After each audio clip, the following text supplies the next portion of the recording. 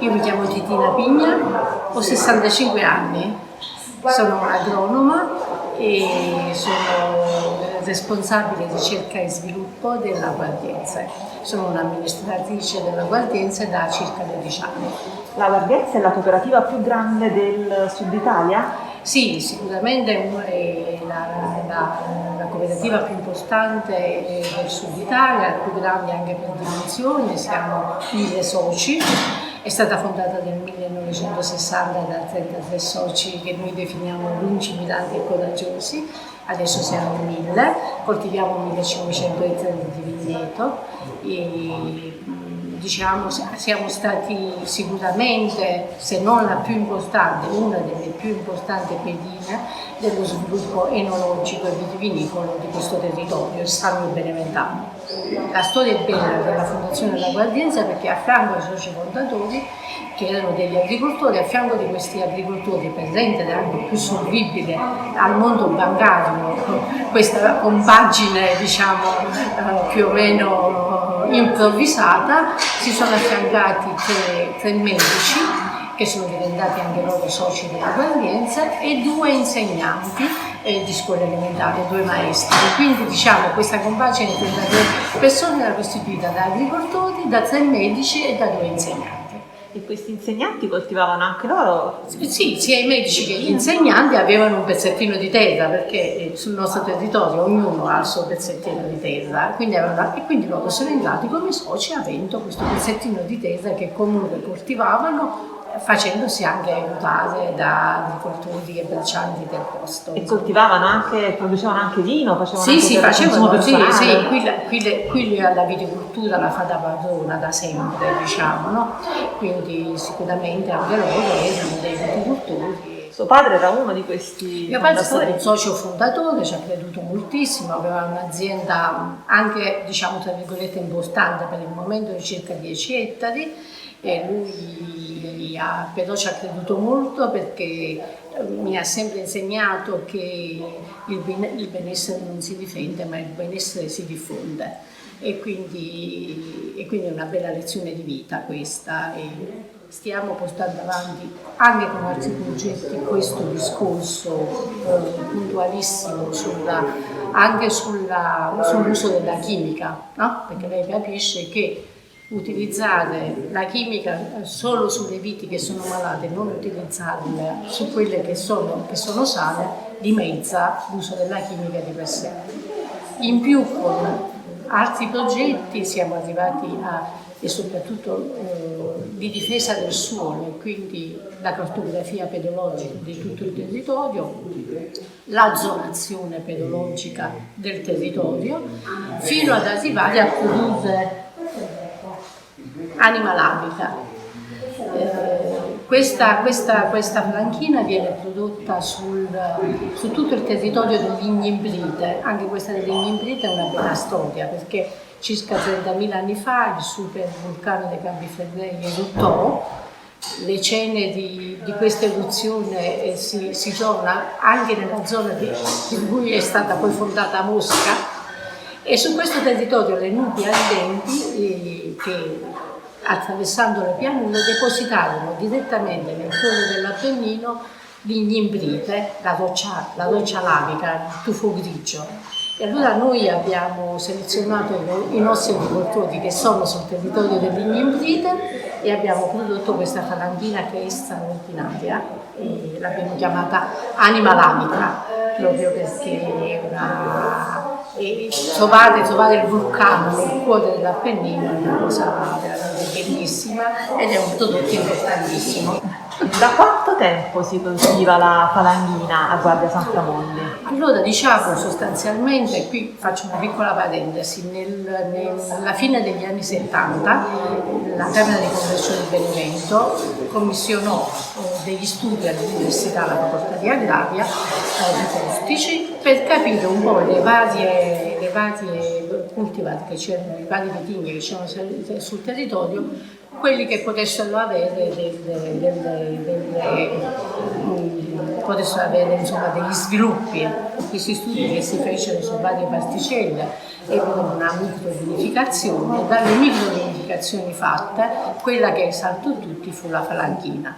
In particolare ci fu l'ingegnere Mustilli che nel 1979 imbottigliò la falanghina in purezza, fu il primo. Mio padre era molto amico dell'ingegnere Mustilli e anche qui c'era una cooperativa, c'era un dibattito fortissimo tra i vitigni tradizionali e la reintroduzione della falanghina.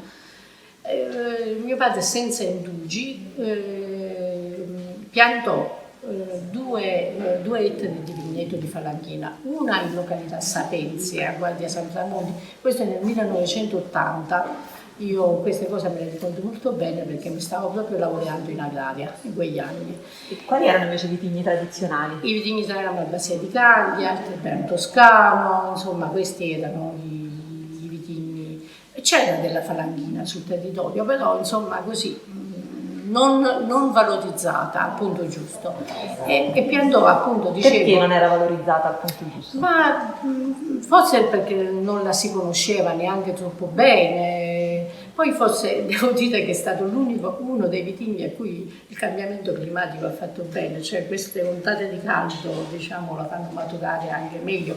Prima era, o forse non la si coltivava bene, insomma, no, noi sappiamo che questo è chiaro, i vini si fanno in campagna. Forse sui bianchi si riesce a fare delle volte a correggere qualche piccola errore in cantina, ma sui rossi no. Quindi diciamo i vini si fanno in campagna, quindi bisogna conoscere bene il vitigno, bisogna conoscere la tecnica di produzione che lo esalta, bisogna conoscere anche i territori dove certi vitigni possono esprimere potenzialità maggiori. Ecco perché noi abbiamo fatto tutto questo lavoro sul suolo, no? E sulla castigrafia dei suoli. C'è un progetto che gestiamo proprio come territorio, il cui capofila è il Consorzio di Tutela Vini, che si chiama Infales, dove abbiamo creato una rete di vigneti sentinella di falanghina per capire, ecco, dove si esprime meglio, no? E perché si esprime meglio in quei territori. Si capiva che la falanghina aveva delle potenzialità che altri vitigni non avevano, no? Soprattutto per la spumantizzazione. Noi abbiamo avuto in azienda il primo impianto di spumantizzazione nel 1986. Diceva il nostro storico presidente Salvatore Garofano che avevamo la nave ma non avevamo il capitale. E quindi non riuscivamo a fare dei grandi spumanti. La cosa è cambiata naturalmente dal 2007 con l'arrivo in azienda di una persona, un grandissimo enologo, ma di una persona specialissima che è il dottore Cotarello. Quindi più o meno da che anni proprio si è diffusa la falanghina nel paesaggio del Sannio? Diciamo dal 1980 in poi. Dal 1980 in poi. Perché io mi ricordo che questi 2 vigneti di mio padre, come dicevo, uno a Guardia San Tramonti in località Sapenzi e uno nel comune di Castelvenere in località Silvapiana. C'erano tantissime persone che venivano a vedere, la falanghina è un vitigno di questi territori, quindi si è espressa subito nel migliore dei modi e quindi è cominciato, diciamo, il trend positivo della falanghina e poi la spumantizzazione ha fatto il resto. Qual è il vitigno più coltivato qua nell'area, nel Sannio? Proprio la falanghina e l'aglianico sono sicuramente i vitigni principe del Sannio beneventano. Ma si può parlare di un paesaggio della falanghina del Sannio? Sì, oggettivamente sì, si può parlare di un paesaggio della falanghina perché, come le dicevo, è sicuramente il vitigno prevalente, il vitigno bianco prevalente e lo è tanto perché si esprime bene in tutte le sue declinazioni. Perché noi facciamo, per esempio in questa azienda, noi facciamo la falanghina ferma invecchiata, la falanghina spumante, metodo classico e metodo italiano lungo, metodo italiano diciamo breve, quello di 6 mesi, facciamo la falanghina dolce, facciamo la falanghina brut, facciamo il passito di falanghina. Cioè immagini quante declinazioni ha e si esprime al meglio in tutte le sue potenzialità. Come è caratterizzato il territorio, anche esteticamente, dal punto di vista appunto visivo? Ci sono questi bellissimi finali, come dicevo, la pratica del sovescio poi li abbellisce moltissimo, perché immaginarsi in mezzo a questi filati magari una striscia rossa dettata dalla sulla primavera, e si immagini che cos'è questo paesaggio, insomma, oppure dalle stenze miste, diciamo, come le dicevo prima, graminacee leguminose, insomma è un paesaggio che racconta la storia proprio di questo territorio. Insomma. Ma avete voi diciamo come cooperativa, come cantina sociale, avete mantenuto alcuni metodi tradizionali di coltivazione, di produzione, di tutte le fasi, insomma, di produzione del vino? Tanti metodi tradizionali sono stati superati, anche io dico per fortuna, perché prima il lavoro era anche un lavoro penosissimo, diciamo, era anche un lavoro molto faticoso, adesso l'uso della meccanica ha aiutato molto. Però per esempio l'introduzione del sovescio, che era una pratica antichissima, no? Io mi ricordo che per esempio mio padre ci teneva moltissimo ai sovesci di veccia e avena, no? La veccia è una leguminosa, l'avena è una graminacea. Perché diciamo era un po', come diceva, un po' come ridare al terreno tutto quello che gli dobbiamo, no? Perché chiaramente è una cultura severa, come sicuramente è la nostra, il nostro territorio è segnato da questo, anche se è un territorio caratterizzato da tanti boschetti spontanei che sono in grado di farlo respirare, insomma, il territorio. Quindi diciamo, ecco,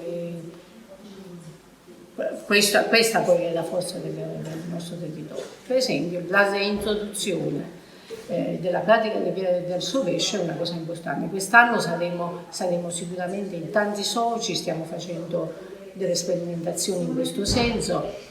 Uno dei progetti che noi anche abbiamo attivati è il cosiddetto progetto che studia tutta la rizosfera, tutta la vitalità dei primi 50 cm di suolo. In quale occasione in passato si beveva il vino? C'erano delle occasioni particolari? Vabbè sì, le feste comandate naturalmente, sempre, anche durante la vendemmia, era in uso e lo è ancora fare questo pranzo diciamo di metà mattina perché si comincia molto presto. Anzi adesso le alte temperature consigliano molte volte una vendemmia notturna, più che notturna all'alba, si comincia intorno alle 3 e si finisce alle 10, no? Per consegnare le uve non troppo calde, no? Dei protocolli produttivi che noi utilizziamo è quello di portare subito le uve a 16 gradi, no? Cioè consumiamo tanta energia, soprattutto in vendemmia. E mi racconti un po' questo pranzo che si fa durante la vendemmia? Come si svolge? Diciamo sì, un pranzo, alla vendemmia partecipano un po' tutti, diciamo i familiari, mi ricordo quando ero più giovane io, insomma si interrompevano quasi le scuole perché tutti quanti i ragazzi andavano in campagna a dare una mano, i bambini, insomma gli amici degli amici, e quindi diciamo intorno alle 11:30, 12 massimo sull'aia, perché tutte le campagne conservano un'aia, sull'aia si fa questo pranzo dove diciamo i più asditi osano anche una pasta al forno, i più diciamo così veloci una bella insalata ricca, e in questi momenti diciamo si mangia, si taglia anche qualche salume, perché qui c'è la tradizione anche di macellare poi il maiale diciamo in inferno, e quindi si mangia qualche salume e si beve un buon bicchiere di aglianico oppure uno spumantino fresco, no? Perché questo avviene ancora oggi? Anche ancora oggi, sì. Ma c'è un giorno particolare in cui si fa questo pranzo o è ricorrente? Sono pranzi ricorrenti? No, durante la vendemmia, che poi diciamo in generale non è lunghissima perché perché come dicevo le aziende sono piccole, anche se c'è questa pratica dell'aiutarsi, no? La vendemmia si è dilatata, diciamo, per avere dell'uva di grande qualità. Ma quante persone a Guardia San Framondi sono impegnate nel campo Noi della... abbiamo a Guardia circa 700 soci, quindi Quanti almeno il abitanti? triplo di 700, 1 migliaio di persone, sì. Quanti abitanti ci sono a Guardia San Framondi? 5.000. Ok, quindi 1 migliaio di persone, quindi un quinto della popolazione, Sì, diciamo, sì, che sì, è sì. coinvolta nella... Sì, non possiamo dire questa coltivazione. volta esclusi i bambini anziani, perché i bambini anziani partecipano. In che modo partecipano i bambini anziani? Insomma, nel modo che possono partecipare, l'anziano magari così, aiutando in prima mattinata, poi magari riposandosi anche un pochino, i bambini giocando sull'aria e facendo 1000 porcherie con l'uva, insomma ecco questo. E anche il momento... Quindi c'è un rapporto intimo in qualche modo tra la Sì. popolazione di Guardia Sì, e l'uva, i vitigni, il sì, vino, c'è insomma, in generale. un'identificazione proprio, si può dire che c'è un'identificazione totale, cioè noi siamo una civiltà della vite dell'ulivo, sicuramente, perché anche l'olivicoltura è una cosa molto interessante sul nostro territorio, ma naturalmente la viticoltura la fa da padrona. Ecco, siamo tutti un po' viticoltori, anche chi in campagna non ci è andato mai. Però molti hanno un orto, una piccola... Sì, poi in tutte le... Una piccola vigna, diciamo, dove sì, fanno... Sì, in campagna, in tutti i nostri piccoli appezzamenti, nei nostri piccoli vigneti, laddove c'è l'acqua sufficiente, c'è sicuramente anche l'osto e quindi c'è un seguire delle stagioni abbastanza... C'è una differenza di ruoli tra uomini e donne? Forse, ma diciamo, mentre prima poteva esserci questa differenza, soprattutto nel postare i trattori e i mezzi meccanici, adesso questa cosa... Noi siamo nella terra, non dimentichiamoci mai, siamo a Benevento, siamo nella terra delle streghe. Esatto. E la figura della strega e in particolare la nostra linea di alta qualità si chiama Janase. Le Janase sono appunto le streghe di Benevento, le seguaci di Diana, cioè una divinità che diciamo indipendente, che viveva nei boschi, non ha mai voluto crearsi una famiglia, che insomma essere strega a Benevento fa anche riferimento al carattere indomito delle donne sannite, quindi diciamo ecco non è che si accettano tanto ruoli subalterni. Quindi un omaggio a queste figure, alla vostra linea? A questa figura, sì, sicuramente alle donne sannite e al carattere indomito delle donne sannite. Ed in particolare alle Janate, che poi se guardi bene sono proprio delle vere e proprie icone femminili, no? Donne che si bastano, che hanno inventato un unguento che di notte le permette di diventare leggerissime e le fa perdere tutta la pesantezza della vita, e loro a cavallo di una scopa se ne vanno presso il Museo di Benevento a dispensare le sorelle del destino, come chiamava le streghe Shakespeare. No? È una storia bella quella delle Janate. E le donne del Sannio in generale, non solo di Benevento, di Guardia, sì. bevevano vino in passato? Sì.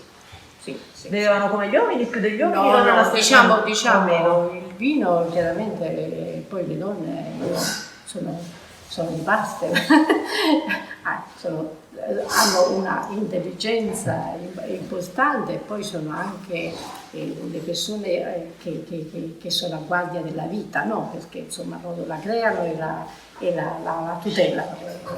Delle volte, insomma, soprattutto quando la vita era molto amata in questi territori, si eccedeva anche. Ecco.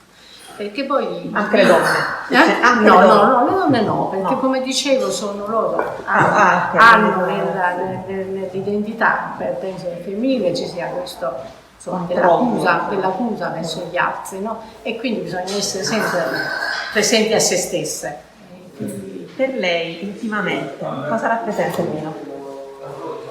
Per me, diciamo, Cosa significa? è proprio il momento della consolazione, no? Io se devo immaginarmi un paradiso, per me il paradiso è l'inferno, il caminetto, un bicchiere di vino e un bel libro. Ecco, questo per me io però in questo paradiso, se non c'è il vino, crolla tutto.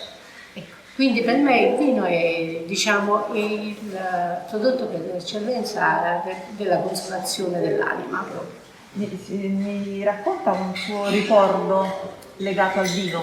Ricordo, diciamo, legato al vino e alla fondazione della cooperativa, perché appunto quando si è cominciata a vinificare io avevo 6 o 7 anni e mi ricordo il primo serbatoio che fu per conservare il vino, no? E c'era questa scaletta che costava su e io venivo sempre con mio padre in azienda, mi piaceva moltissimo vedere la sigla dei trattori, ecco, per me questa era la vita, no? Cioè mi sembrava che ho visto questa scaletta, la presentazione è stata forte, sono arrivata su, in cima, non mi ha visto nessuno, mio padre disperato non mi trovava e io avevo paura di scendere.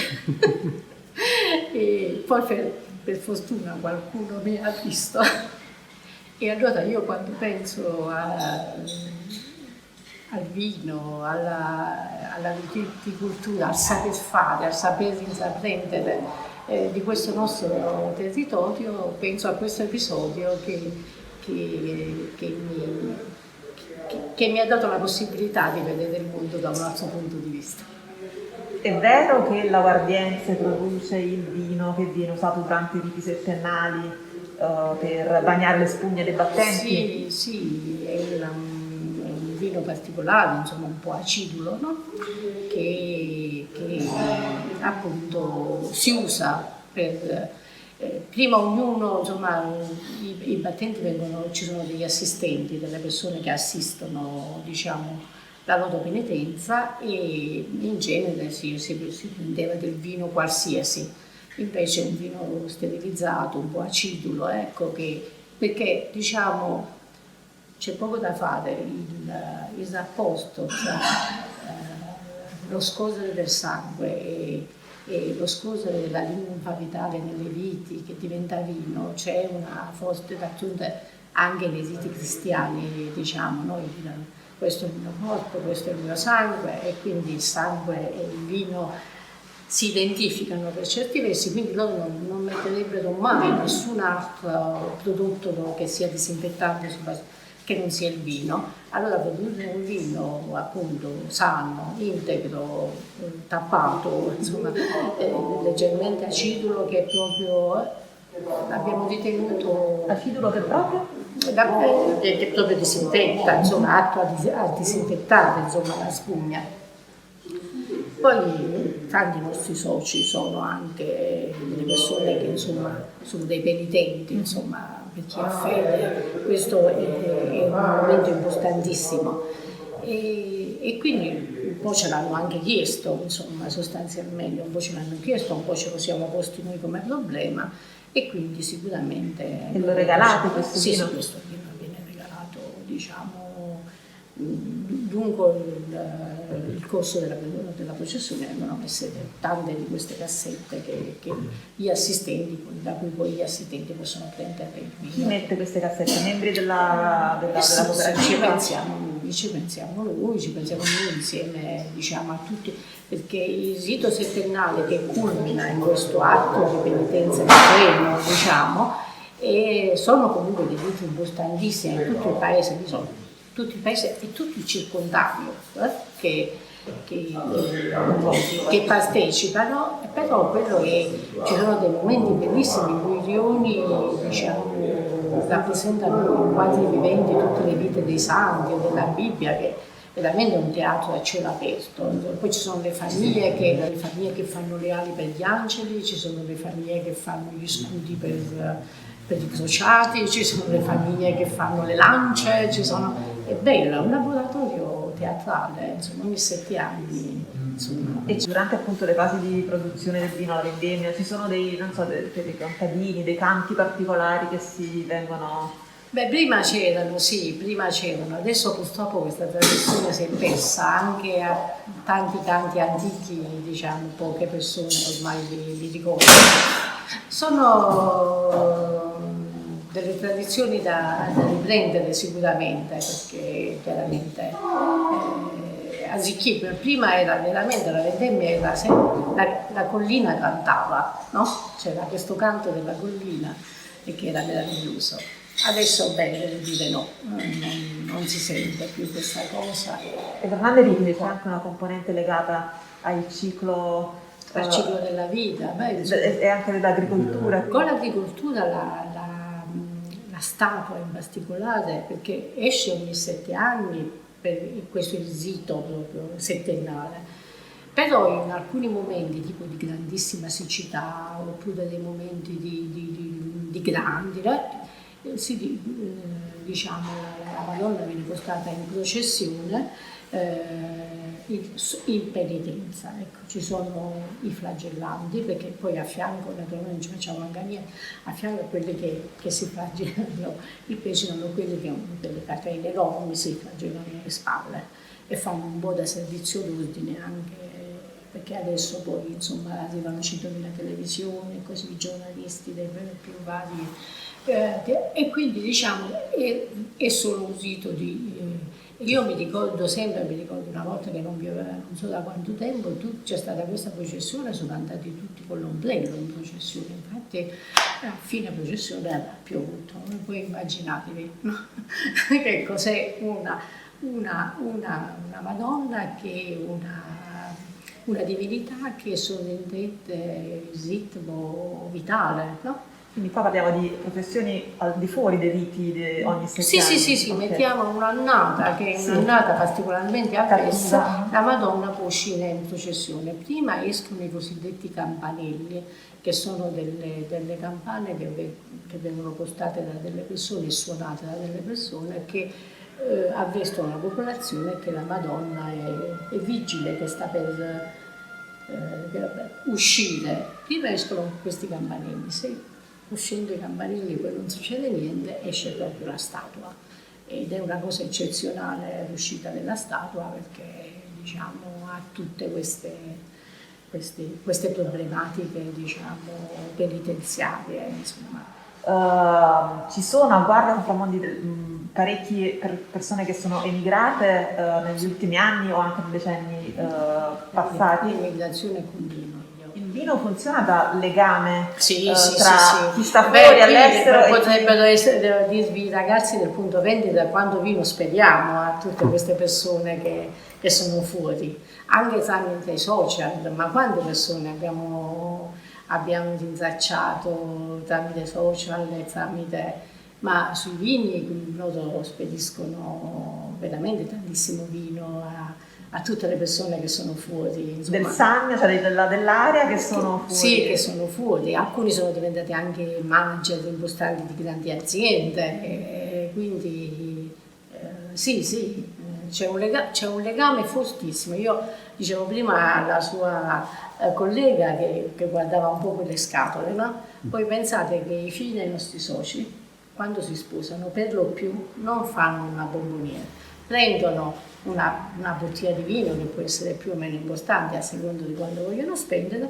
e la regalano come bomboniera. Allora noi a suo tempo facevamo fare degli scatoli, io in particolare ho pensato ai sposi di Chagall e quindi e tante altre poi, insomma abbiamo messo Damoiselle d'Avignon di Picasso e tante altre, insomma, in modo che insomma, ecco, per dire, insomma, anche quando una persona si sposa, la prima cosa che pensa, con i ristoranti i vini devono essere i vini nostri, la seconda cosa è la bomboniera deve essere dei vini della Guardia, quindi immaginate che identificazione c'è tra questo posto e la cooperativa. Oggi secondo lei qual è il vitigno più rappresentativo del Sannio? La Falanghina, non c'è dubbio. La Falanghina non c'è dubbio.